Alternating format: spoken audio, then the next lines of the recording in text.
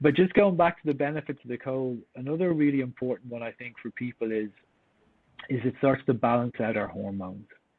So if we are feeling not ourselves, or if we are feeling out of balance or under extreme stress or whatever it is, a pressure like that, when we get into the cold and find that sense of calm through our breath, it starts to balance our hormones.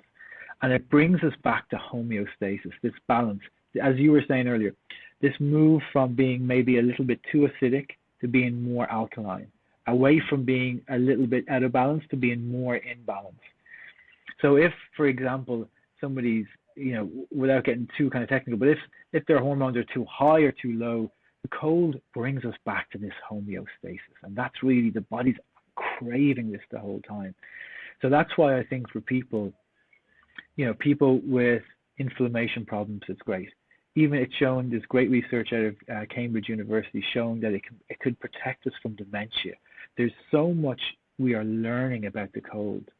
But if we go back a little bit, just take a step away from the science a little bit, and we use our common sense for a moment. If we are putting ourselves into this difficult situation and forcing the body to adapt and learn and then coming back out of it, the body is getting stronger every time. Now, the key is that we don't put ourselves into the cold for too long. If we spend too long in the cold, it can actually chronically stress the cells in the body. So it's that little bit of cold, that little dose every day, pushing ourselves into this difficult situation, learning how to deal with it and coming back out of it.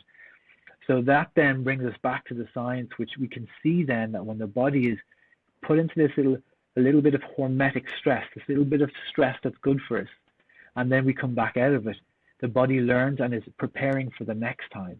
So the body is ramping up the immune system. The body is learning how to adapt.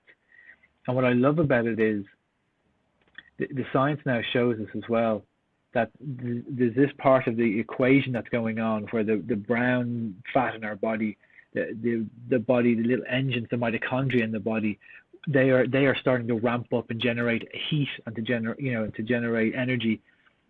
That starts to kick in the cold. But what science is showing us now on the opposite end, that at the extreme heat, that starts to happen as well. So what we're kind of guessing here is that the cold is teaching us how to adapt, not just to adapt to the cold, but the cold is teaching us how to adapt. So as humans, we're very good at that. But if we really start to refine that skill, then when we get into the extreme heat, we can adapt. But also, then when the difficult situation happens to us, we can adapt. Then when we're racked with grief or heartache, we can adapt. All of these things are just different pressures. So the cold at its core is teaching us how to adapt to pressure. And that is an invaluable skill.